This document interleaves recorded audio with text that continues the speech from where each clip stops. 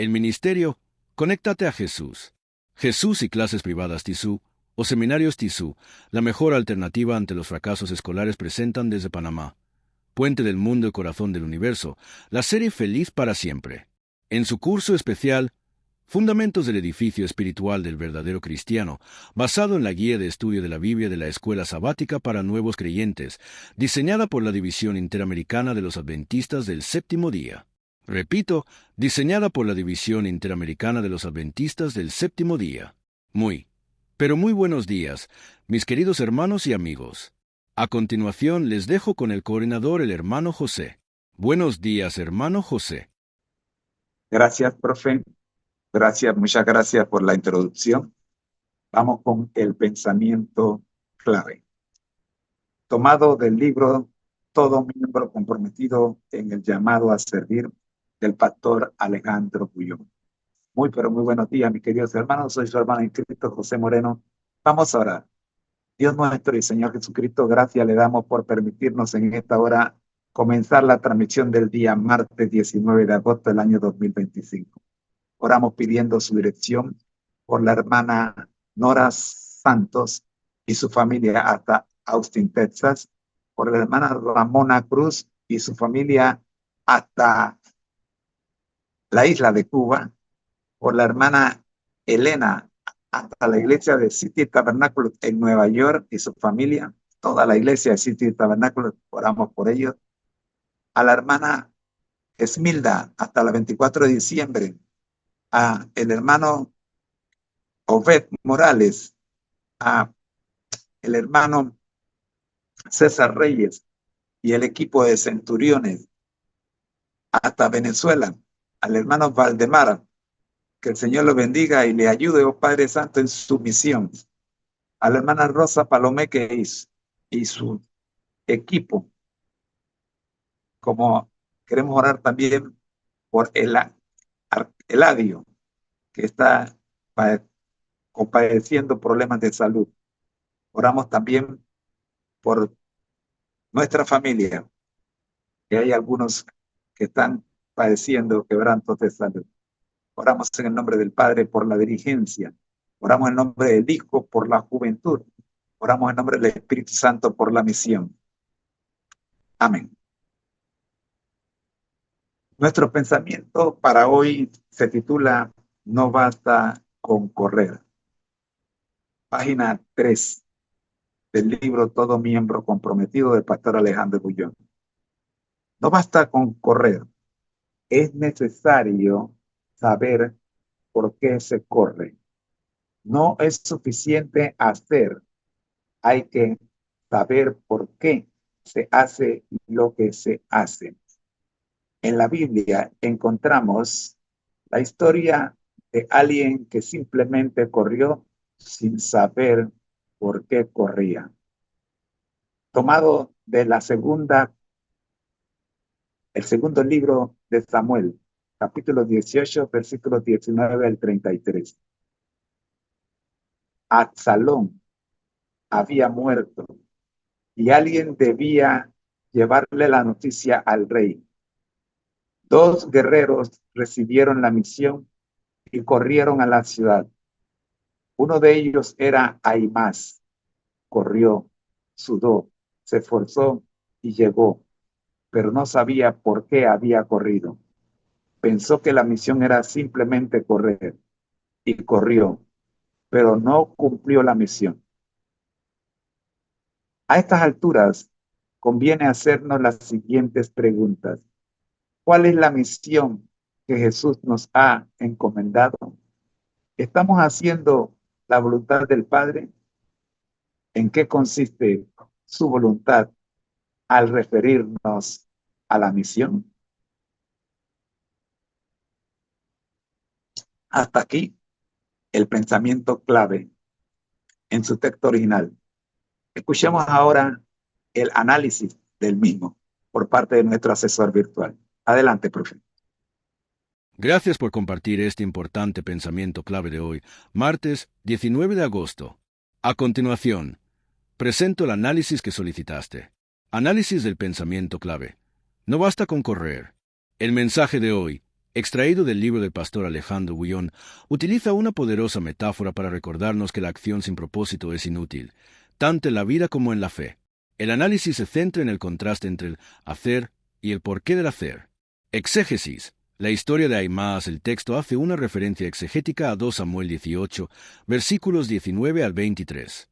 En el contexto original, Ahimaas es un corredor que se ofrece para llevar la noticia de la victoria del ejército de Israel sobre Absalón. Él corre con fervor, pero llega sin la información crucial. El texto bíblico contrasta su entusiasmo con la prudencia de Cusí, el etíope, quien sí lleva la noticia completa, la muerte de Absalón. Exegéticamente, la historia muestra que el celo sin conocimiento puede ser ineficaz. La lección de Ahimaas es que la velocidad no garantiza el éxito si se ha perdido de vista el objetivo principal. Hermenéutica.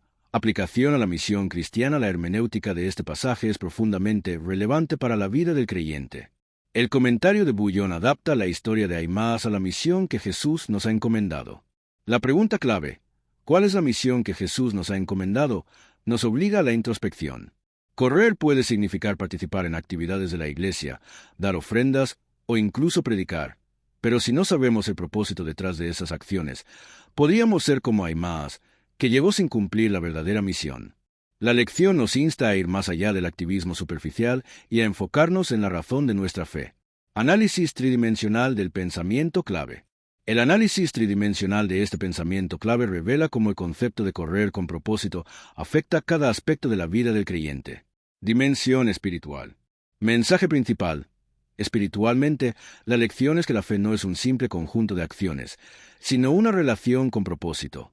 La misión que Jesús nos ha dado no es simplemente hacer, sino hacer la voluntad del Padre. Esto implica una conexión espiritual genuina que guía y da sentido a todo lo que hacemos. Aplicación a la vida. El texto te llama a examinar tu motivación espiritual. ¿Corres por inercia, por tradición o por cumplir un deber? La lección te invita a buscar una renovación espiritual que te conecte con el propósito divino y te dé una razón clara para cada paso que das en tu camino de fe. Dimensión mental. Mensaje principal. Mentalmente, el pasaje desafía la idea de que la actividad es igual a la efectividad. La mente del creyente debe entrenarse para discernir el propósito de sus acciones.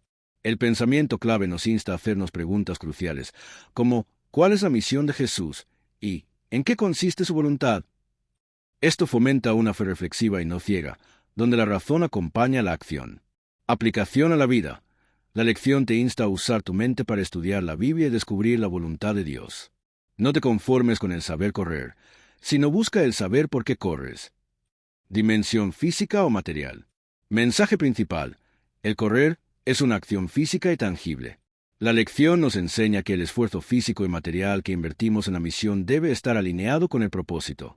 Los recursos materiales y el tiempo que dedicamos a las actividades de la iglesia, el correr, solo tienen valor si sirven a la misión de Dios. Aplicación a la vida. El texto te invita a una revisión práctica de tu vida. Analiza tu horario, tus finanzas y tus talentos físicos. ¿Están alineados con la voluntad del Padre? La lección te llama a reordenar tus prioridades físicas y materiales para que cada acción que realices sirva a la misión de Jesús. Gracias, profe. Estamos con nuestro segundo segmento, las creencias fundamentales de los adventistas del séptimo día. Estamos convencidos de que si queremos construir un edificio de conocimiento espiritual en el verdadero creyente, necesitamos las creencias fundamentales. Es esencial, no puede faltar. Y por ello nos encontramos en la creencia fundamental número 1, la palabra de Dios, y vamos con el segundo comentario de esta creencia. El día de ayer dejamos la interrogante para trabajarla el día de hoy, la revelación divina. Mientras a través de toda la historia algunos han dudado de la existencia de Dios, muchos otros han testificado confiadamente que Dios existe y que se ha revelado a sí mismo. ¿En qué forma se ha revelado Dios mismo y qué función cumple la Biblia en su revelación. Escuchemos el análisis de esta interrogante por parte de nuestro asesor virtual. Adelante, profe.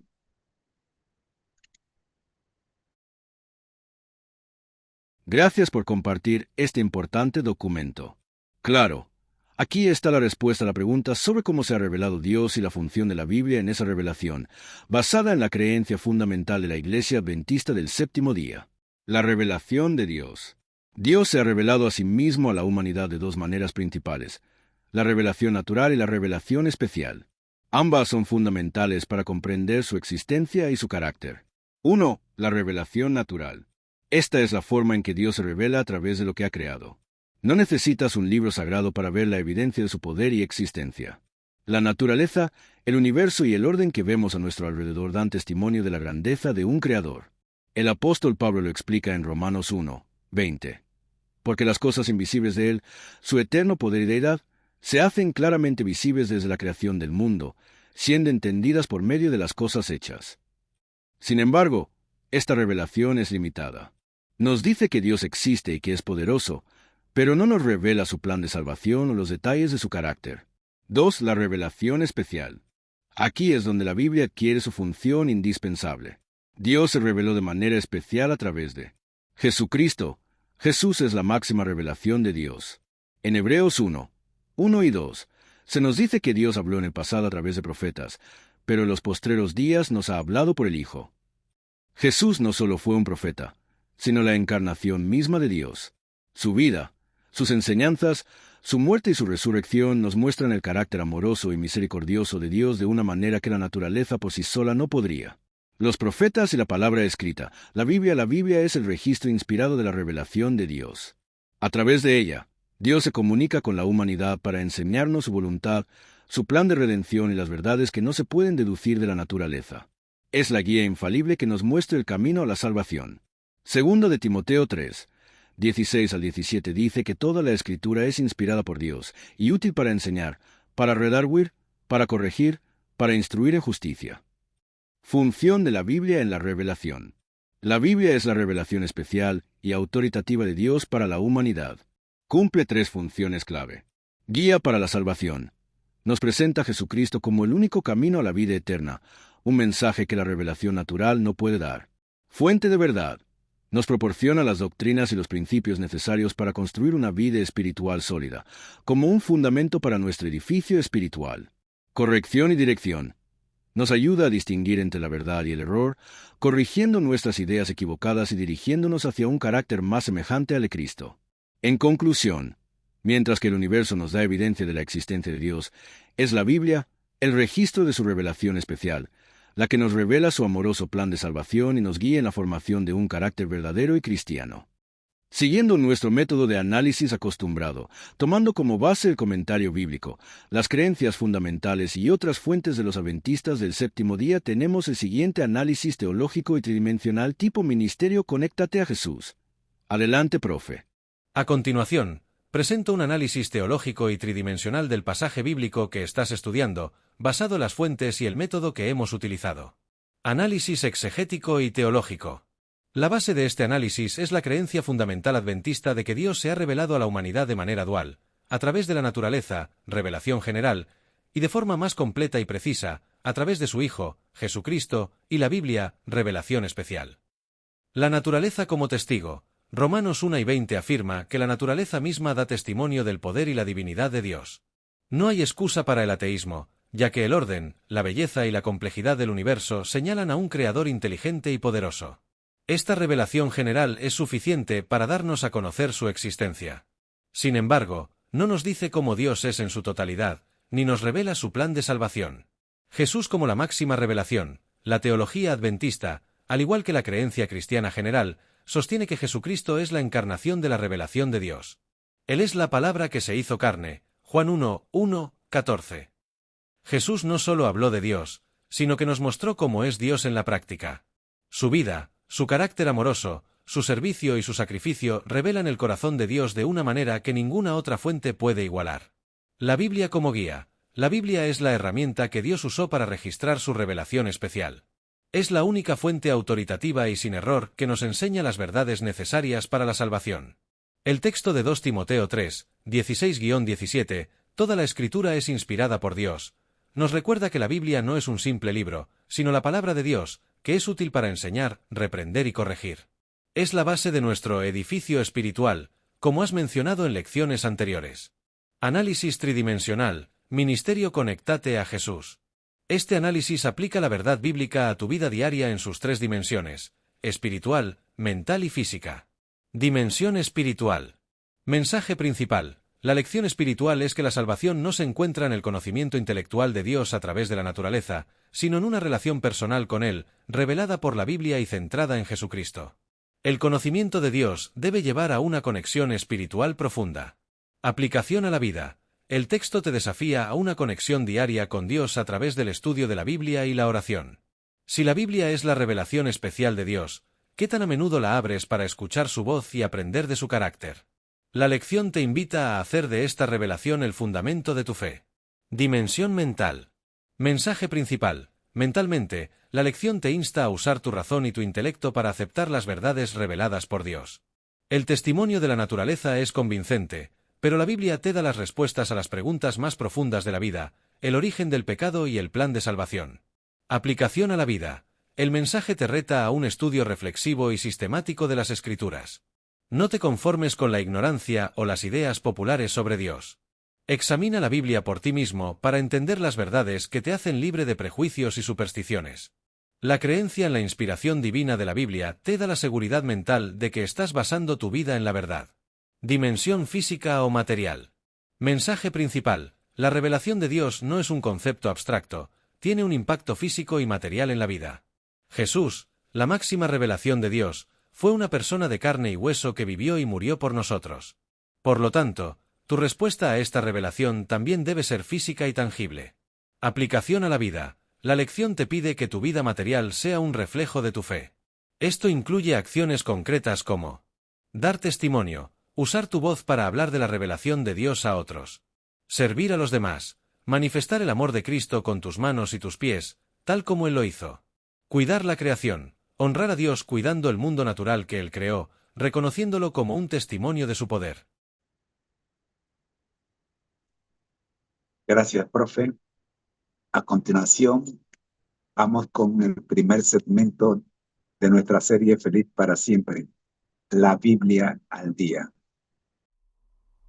Toda la Escritura es inspirada por Dios y útil para enseñar, para redarguir, para corregir, para instruir en justicia, a fin de que el hombre de Dios sea perfecto, enteramente preparado para toda buena obra.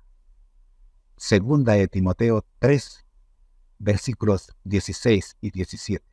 El ministerio Conéctate a Jesús presenta la Biblia al día. El capítulo de hoy. Escuchemos. Hoy nos metemos en el capítulo 8 del Apocalipsis. Escuchemos primeramente el texto original y luego veremos 3 análisis.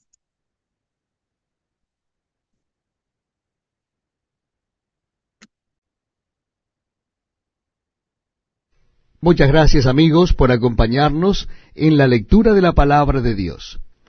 Este es un tiempo precioso porque dejamos que la palabra de Dios hable directamente a nuestras vidas, leemos directamente de ella para nuestro crecimiento espiritual.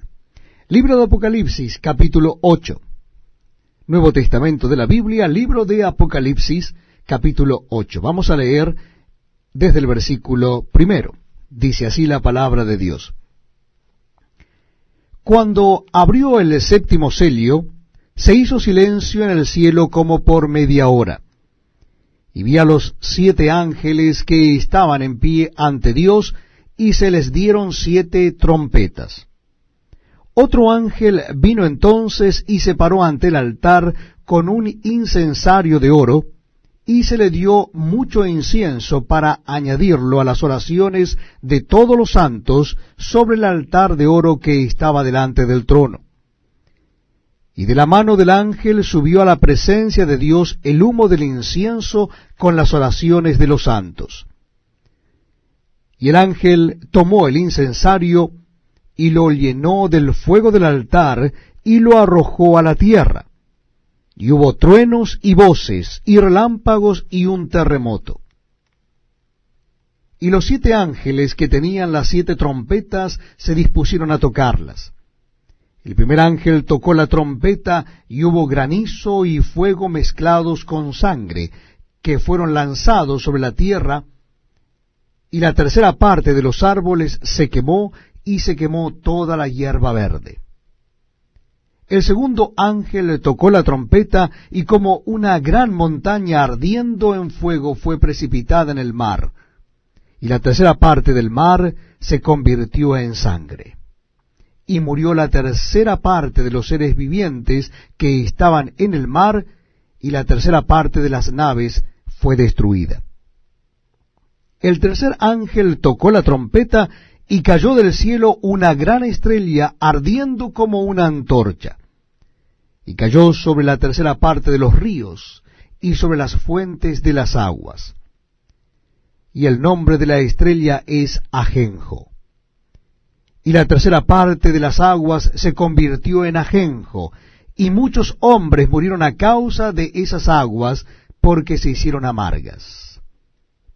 El cuarto ángel tocó la trompeta, y fue herida la tercera parte del sol, y la tercera parte de la luna, y la tercera parte de las estrellas, para que se oscureciese la tercera parte de ellos, y no hubiese luz en la tercera parte del día, y asimismo de la noche.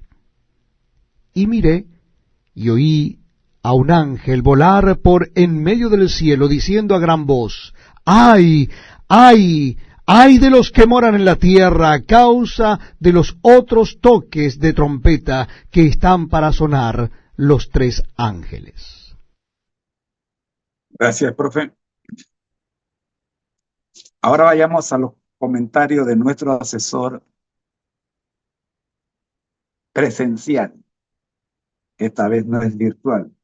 Hablamos de el estudio Andrews. Estamos en la página 1593 de la Biblia de estudio Andrews. Hablando de Apocalipsis capítulo 8, comenzando en el versículo 1. En esta oportunidad, Andrews no hace un vistazo general del capítulo como lo hizo en los anteriores. En esta oportunidad, Andrew va directamente a palabras clave, palabras y frases clave en el primer versículo, y luego divide el capítulo en algunas secciones, llamando la atención a los versículos 2 al 6, luego mira los versículos 7, 8, 9, 10, 11, 12 y 13 por separado. Trabajamos entonces con el versículo 1 que dice: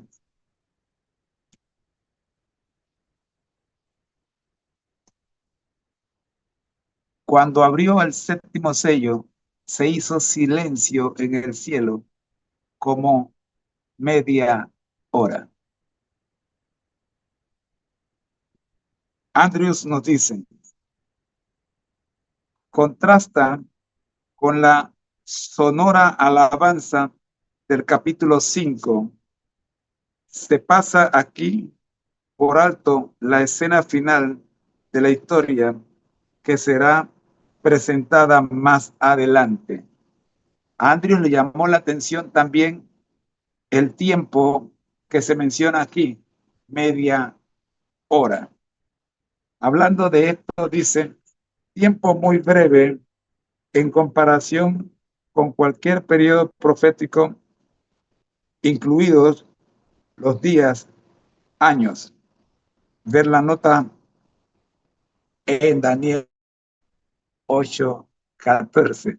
Por supuesto que Todos, cuando hablamos de tiempo, pensamos en Daniel 8:14. ¿Hasta cuándo, Señor, serán estas cosas? Y la respuesta fue hasta 2300 tardes y mañanas, entonces el santuario será purificado. ¡Wow! ¿Cuántas problemáticas están escritas? ¿Cuántos registros hay sobre la interpretación de Juan 8:14? Me río porque la palabra tenía que cumplirse. Y Juan 8:14 produjo el gran chasco, el chasco más grande para el mundo, para el pueblo de Dios, desde que el pueblo existe. Y sobre todo en los últimos tiempos. Media hora. Media hora.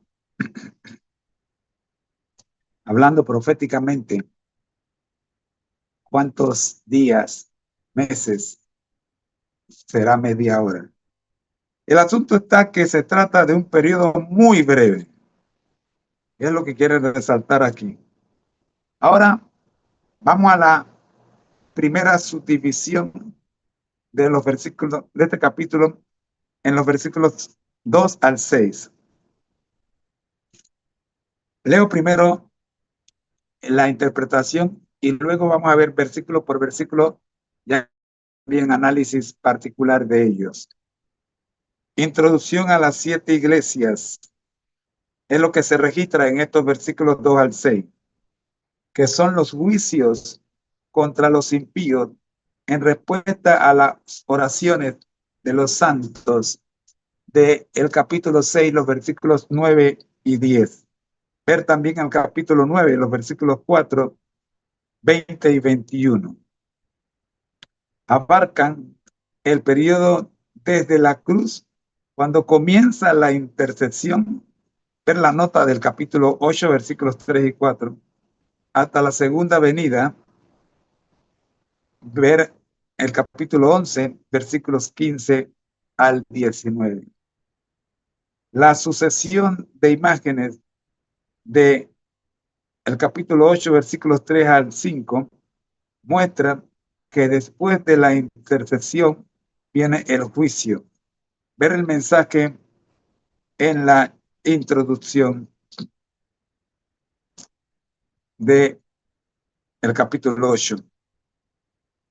Hasta aquí el análisis del primer bloque, los versículos 2 al 6.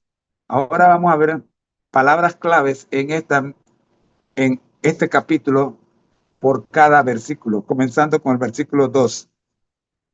Trompetas. En el Antiguo Testamento se usaban en el culto, las batallas y las festividades. Aquí se relacionan con la oración y preludian el juicio de Dios.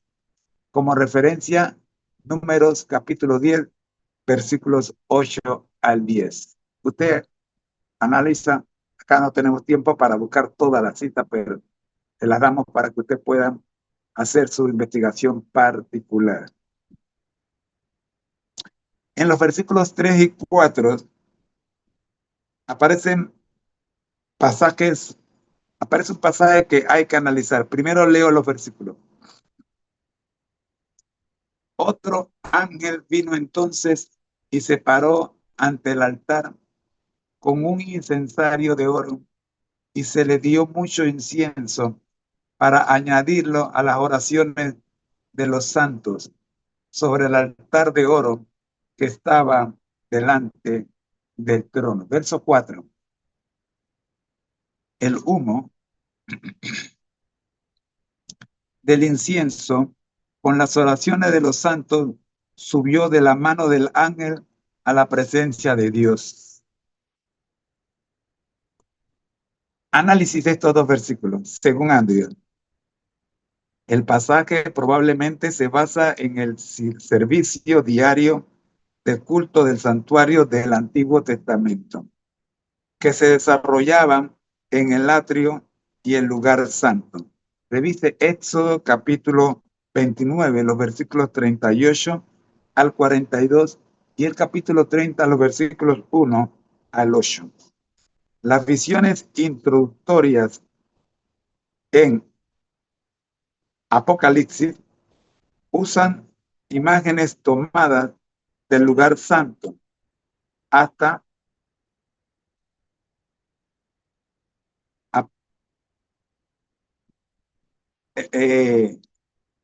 del lugar santo hasta el capítulo 11, versículos 19. Cuando la atención se desplaza al lugar santísimo, ver el mensaje y el bosquejo analítico en la introducción. Capítulo 11, versículo 19 y la nota. Luego llama la atención la palabra altar.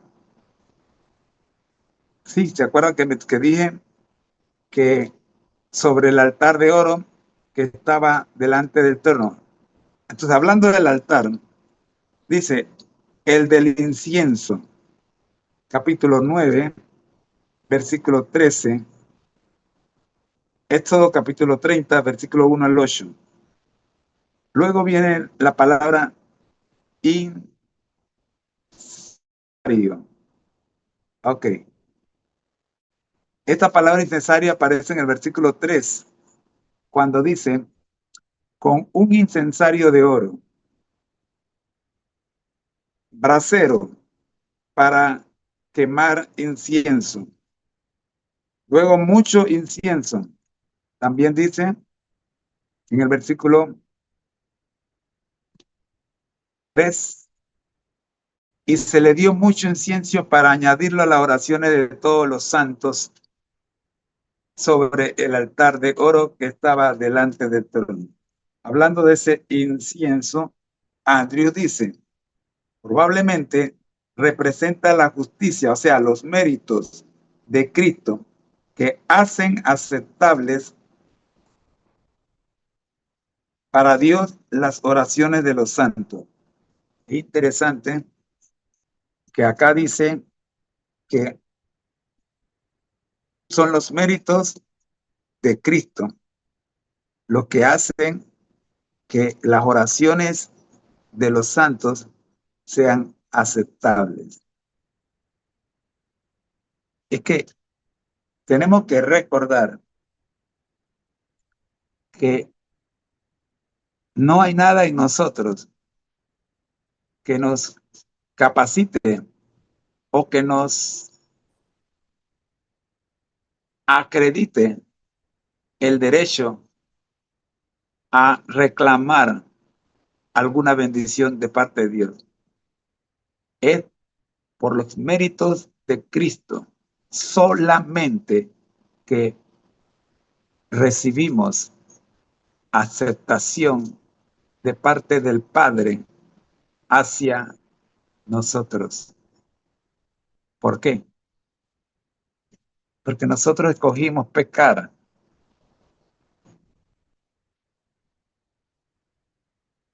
No hay otra. Si no hubiésemos escogido pecar, si no hubiésemos escogido ponerle atención a la serpiente, nada de esto, Jesús no hubiera tenido que morir.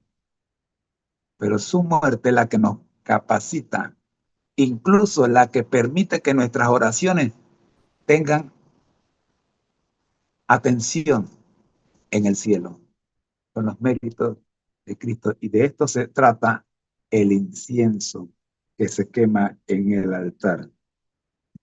Vamos al versículo 5. Y el ángel tomó el incensario, lo llenó de fuego del altar y lo arrojó a la tierra, y hubo truenos, voces, relámpagos y un gran terremoto. La respuesta de Dios al clamor de los santos es juicio contra los impíos.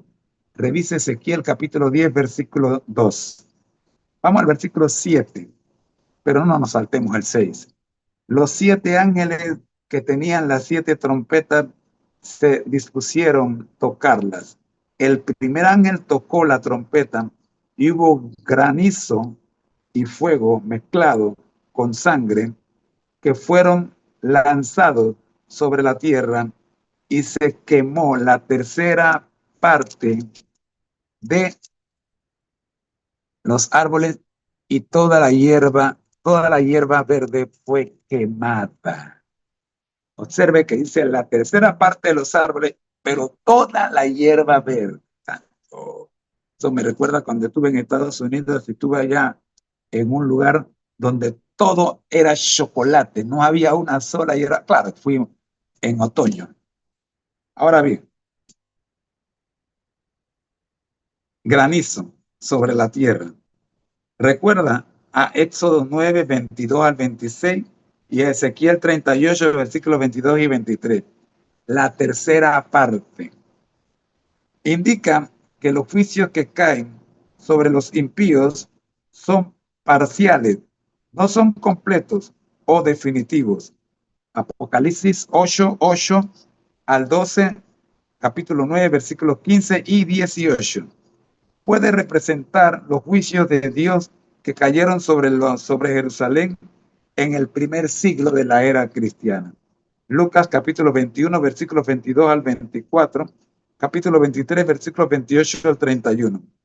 El original trae y dice, y se quemó la tercera parte de la tierra, Reina Valera contemporánea y Nueva Versión Jerusalén, Dios habla hoy, Nueva Versión Internacional, entre otras. Antes de hablar, dice Andrew, antes de hablar de la tercera parte de los árboles y de la hierba verde o de la hierba verde, porción del texto omitida por error en la Reina Valera actualizada, que no ha sido enmendado en las revisiones de 1970, 1977 y 1995. ¿Se acuerdan que cuando leí el texto le dije que hablaba de la tercera parte de los árboles y toda la hierba verde fue quemada? Fue la falla, según Andrew, que es la tercera parte de los árboles y de toda la hierba verde. No fue toda la hierba verde, es la tercera parte de la hierba verde que no ha sido corregida en las versiones del 70, 77 y 95. Bueno, muy bien, mis hermanos, seguimos. Leamos ahora el versículo 8 y el versículo 9 de Apocalipsis 8. El segundo ángel tocó la trompeta y algo como un gran monte ardiendo en fuego fue precipitado en el mar. La tercera parte del mar se convirtió en sangre. Murió la tercera parte de los seres vivientes que estaban en el mar y la tercera parte de las naves fue destruida.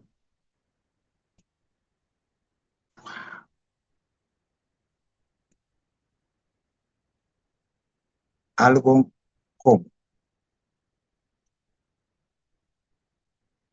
No literalmente un gran monte. Tal vez el desplome de un cono volcánico en el mar. Véase Jeremías 51, versículos 24 y 25. Sangre. Aparece en el versículo 8. Termina el versículo 8 con la palabra sangre. Se convirtió en sangre. Alusión a Éxodo, capítulo 7, versículos 17 al 21.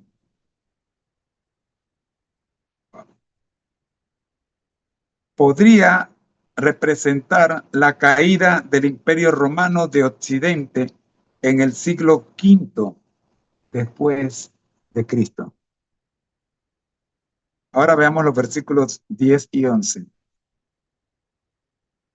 El tercer ángel tocó la trompeta y cayó del cielo una gran estrella ardiendo como una antorcha. Cayó sobre la tercera parte de los ríos y sobre las fuentes de las aguas. 11. El nombre de la estrella es Ajenjo. La tercera parte de las aguas se convirtió en ajenjo y muchos hombres murieron a causa de esas aguas porque se volvieron amargas. La palabra amarga aparece aquí, ¿se acuerdan? Ajá, Mara, ¿no? Bueno, vamos a ver qué dice Andrew. Una gran estrella, comienza Andrew con respecto al versículo 10. Un gran cometa, dice la versión moderna.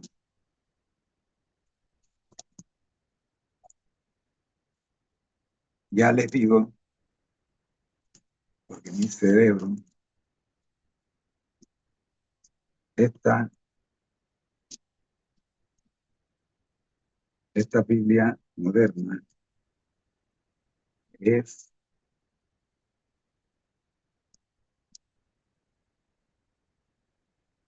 la nueva Biblia española. Es la nueva Biblia española la que dice un gran cometa. Un astro de grandes proporciones. Lo dice la Biblia de la palabra hoy hispanoamericana. Eso es lo que dice la Biblia, la palabra hoy hispanoamericana. Dice un astro de grandes proporciones. Ver la nota del capítulo 9, que vamos a ver mañana, versículo 1, lo tengo aquí mismo, habla de una estrella que cayó. Bien, la mencionada en el pasaje sobre la tercera trompeta, versículo 8-10, que es el que estamos leyendo. Los juicios de Dios bajo la quinta trompeta son consecuencia de la apostasía de la iglesia durante la Edad Media, aludida bajo la tercera trompeta. Bien, seguimos. Ahora hablemos de ver la nota que aparece en el versículo, los versículos 12 al 15 de Isaías 14. Eso lo leen ustedes con calma. Hablando de los ríos y las fuentes, símbolos de refrigerio espiritual. Confírmelo en Salmo 1, versículo 3, Juan 7, versículo 37 al 39. El ajenjo, planta amarga, metáfora de la idolatría en Deuteronomio 29, 17 al 18. Puede representar la apostasía de la iglesia en la Edad Media. El ajenjo, ¿te acuerdan las aguas de Mara? Cuando un árbol fue echado sobre las aguas y las aguas dejaron de ser amargas y se convirtieron en aguas potables. Vamos ahora con los versículos 12. Primero el 12, después el 13, ¿verdad que sí? Con eso terminamos el capítulo 8. El 12 dice, el cuarto ángel tocó la trompeta y fue herida la tercera parte del sol, la tercera parte de la luna y la tercera parte de las estrellas, para que se oscureciera la tercera parte de ellos y no hubiera luz en la tercera parte del día y asimismo en la noche. Ángel es la palabra que llama la atención aquí y la otra es ay. Muchas copias manuscritas antiguas tienen águila, entre ellas la Reina Valera contemporánea, la Biblia cantera inglesa La Biblia Cantera Inglesa.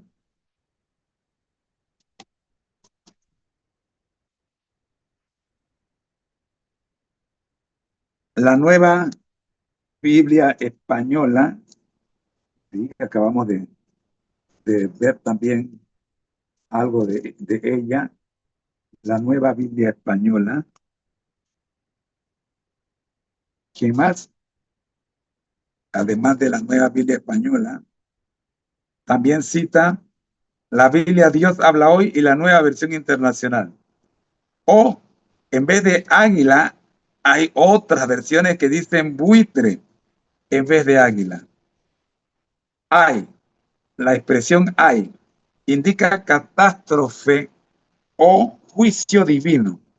Los tres ayes corresponden a las trompetas quinta, sexta y séptima, capítulo 9, versículo 12, capítulo 11, versículo 14.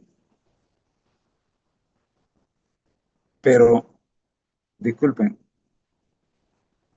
no hablé del sol, la luna y las estrellas en el versículo 12.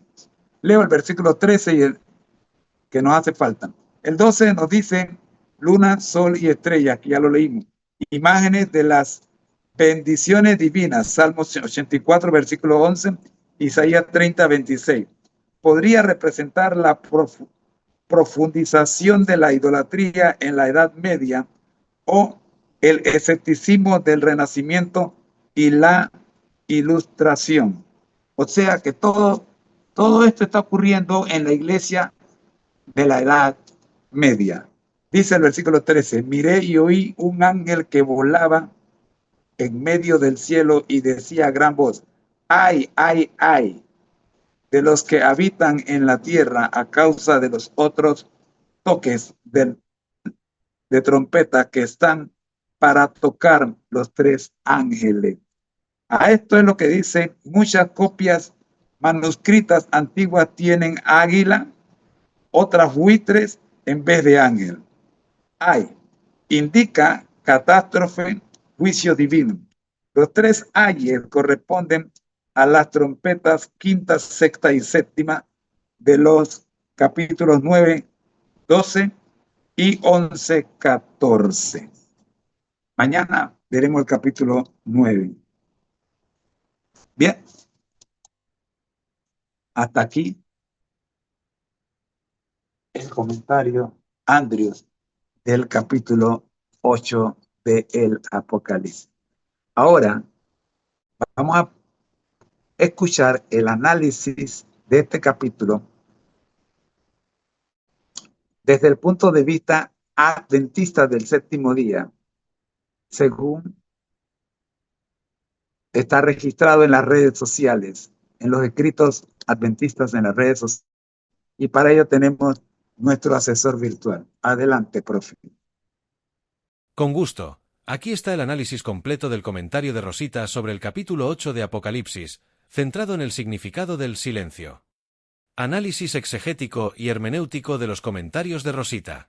El comentario de Rosita utiliza la metáfora del silencio para explorar su significado en diferentes contextos, culminando la interpretación del silencio en Apocalipsis 8.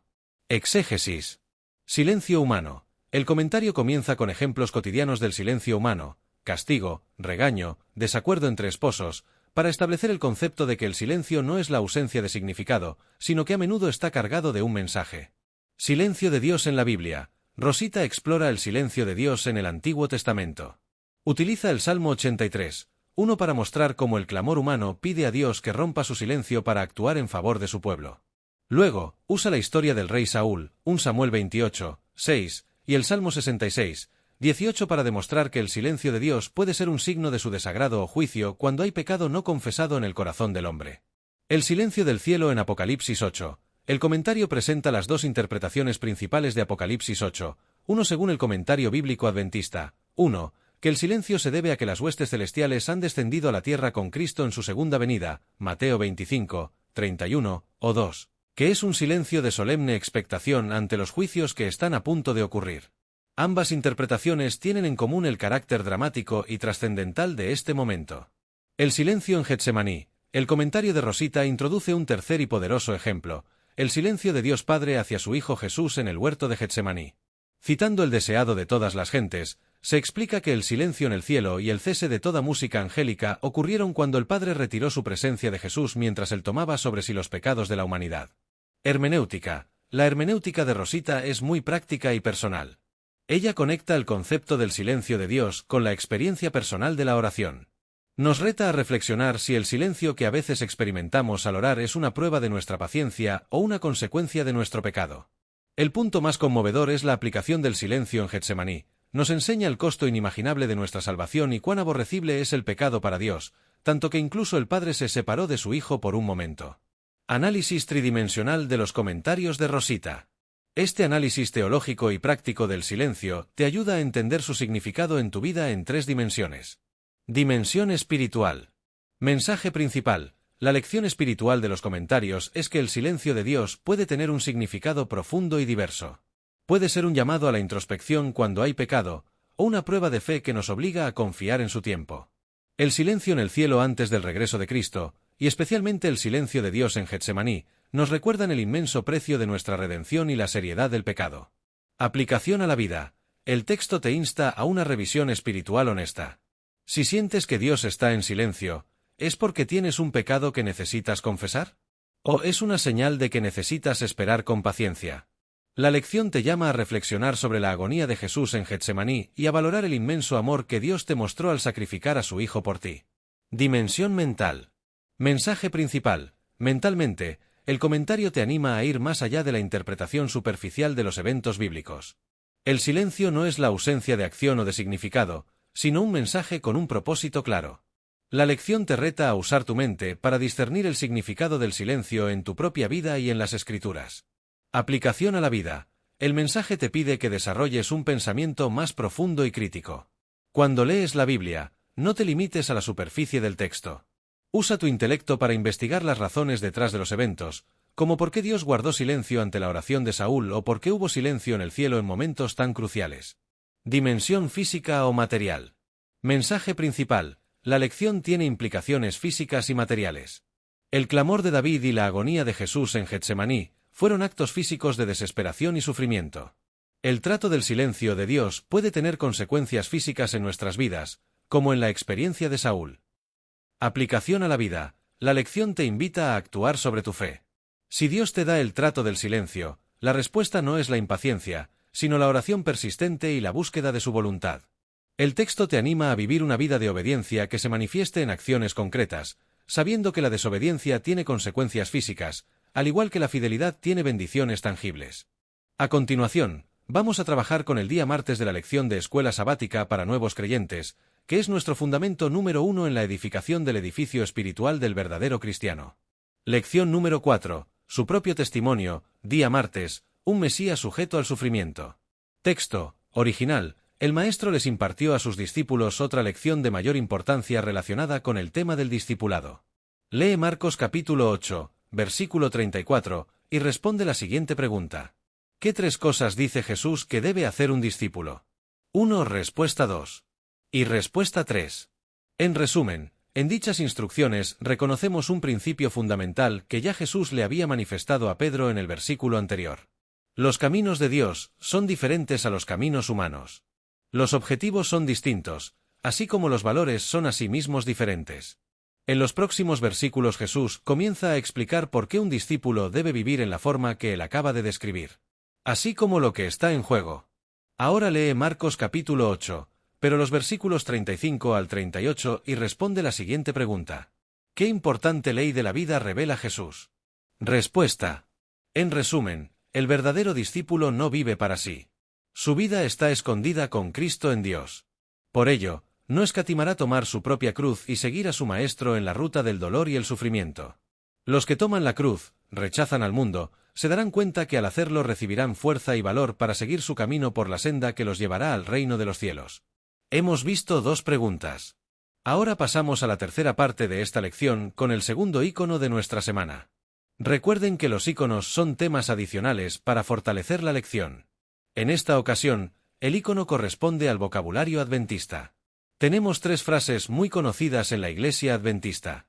La primera, culto de adoración. Segundo, servicio, o culto divino. Todos los fieles de una congregación se reúnen el sábado en la mañana para adorar. Esta reunión incluye música, lectura de la Biblia, recolección de los diezmos y ofrendas y un sermón. Segundo término o segundo vocabulario adventista, recibir o despedir el sábado. Un culto de adoración que por lo general comienza poco antes de la puesta del sol el viernes para recibir el sábado y despedir el día de reposo poco antes de la puesta del sol del día sábado. Son 24 horas que corresponden al día del Señor, comenzando con la puesta del sol el día viernes y cerrando con la puesta del sol del día sábado.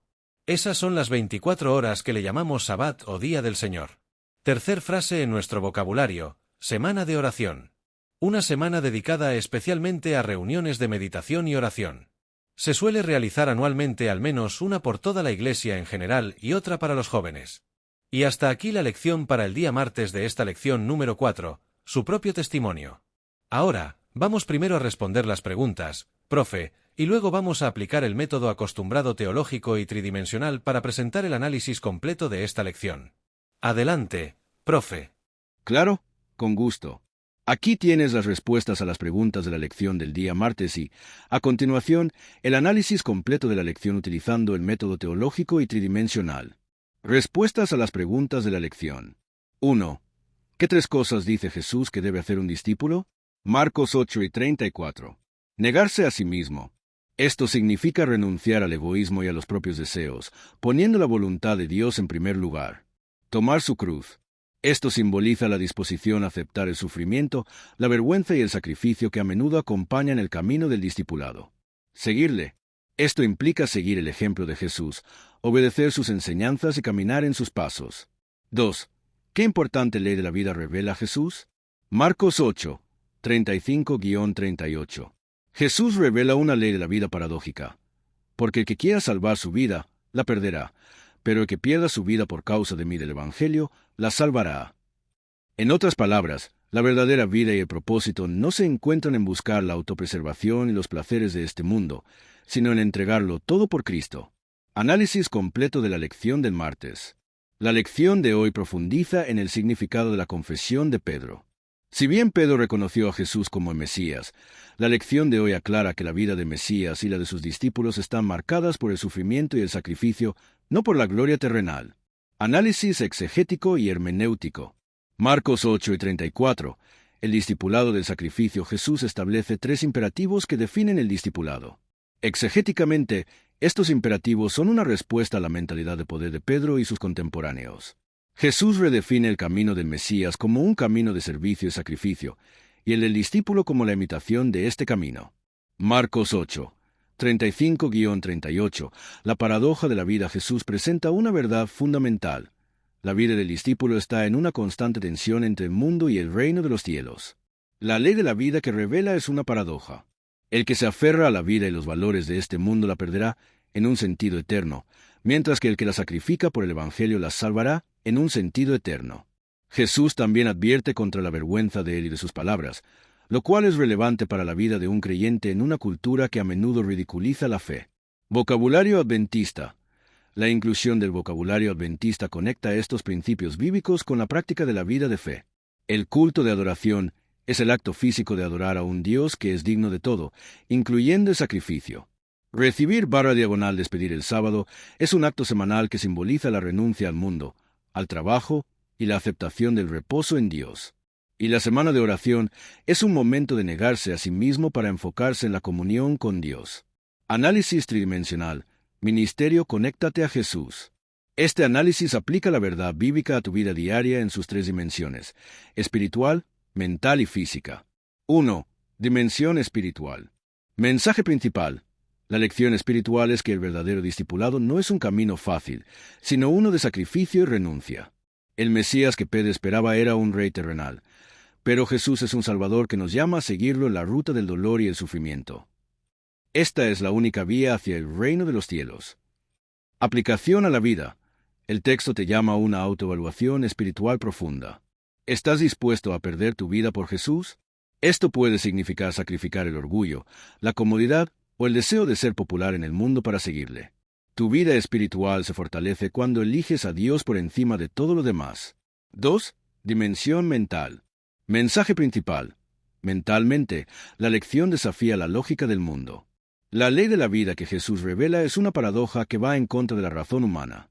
El pensamiento humano valora la supervivencia y el éxito, pero la mente de Cristo valora el sacrificio y el servicio. Un verdadero discípulo debe pensar de manera diferente, abrazando los valores de Dios. Aplicación a la vida. El mensaje te reta a un cambio de mentalidad total. El verdadero discipulado no solo cambia tus acciones, sino tus prioridades y tu forma de pensar.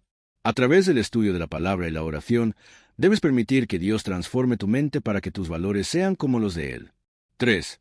Dimensión física o material. Mensaje principal. La lección no es un concepto abstracto, es un llamado a la acción física y tangible. El tomar la cruz se traduce en decisiones y acciones diarias. La vida del discípulo se manifiesta en la realidad, no solo en la fe. La lección también tiene implicaciones materiales. El perder la vida puede referirse a sacrificar posesiones, tiempo o recursos para el Evangelio. Aplicación a la vida. El texto te invita a una respuesta práctica. Si Jesús te pide que te niegues a ti mismo y tomes tu cruz, ¿qué acciones concretas estás dispuesto a tomar? ¿Qué hábitos, posesiones o ambiciones necesitas sacrificar? La lección te llama a una vida que demuestre físicamente que tu verdadero tesoro no está en este mundo.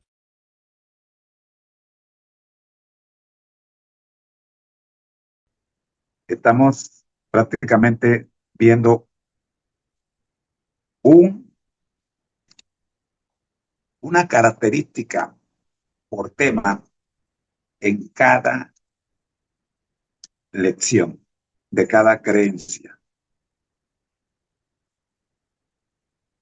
Y estamos siguiendo, como muestran, el libro Creencias de los Adventistas del Séptimo Día, y en esto creemos. Y cerramos con el magistral, la revelación de Jesucristo. Comentario del libro de Apocalipsis. Bien, esta es la invitación que hacemos para todos ustedes en esta hora.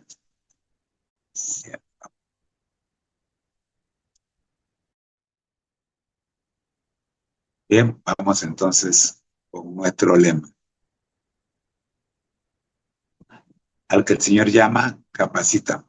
Al que envía, acompaña. Siempre gozosos, conectados a Jesús y al Espíritu Santo a través de la Biblia. Todos juntos, rumbo al cielo. Y nuestra frase bomba: Dios no llama a los capacitados, Dios capacita a los llamados. Soy tu hermano en Cristo, José Moreno, y deseo que la pases muy bien. Gracias por acompañarnos. Bendiciones. Oramos bendecidos para que no se pierda este hábito y esta costumbre que nos fortalece espiritualmente. Por Jesús. Amén. Bendiciones. Amigo, gracias por escucharnos. Usted puede comunicarse con nosotros y conectarse en cualquiera de las redes sociales bajo los siguientes títulos. En 3us.tumblr.com. Seminarios TISU. En 3us.facebook.com. Bajo el nombre Yosepoto Picture. En 3us.linkedin.com/in. Bajo el nombre Seminarios TISU.